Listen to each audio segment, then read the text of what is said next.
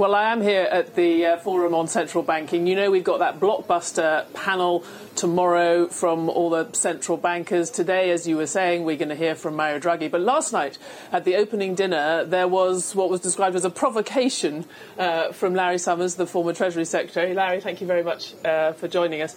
You know, what was your provocation? That the central bankers and the world generally are just not... They think the global economy's gone back to normal and it just hasn't. Exactly, Stephanie. The issue that's preoccupied monetary policy for the generation before the financial crisis, the avoidance of inflation, is no longer the top issue. The top issue, I believe, is the maintenance of sound growth and getting to full employment. And that's going to be a much more difficult challenge over the next generation than many suppose, because of the very sharp declines we've seen around the world in the neutral real interest rate.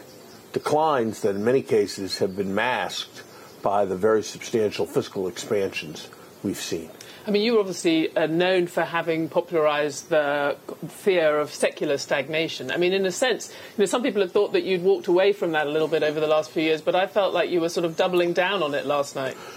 No, I think that's exactly right. Some people think that, well, the economies are growing. That shows that the secular stagnation theory was wrong. I have exactly the opposite view. It required enormous fiscal stimulus to get the economies to grow even reasonably adequately, and that demonstrates the validity of the secular stagnation thesis.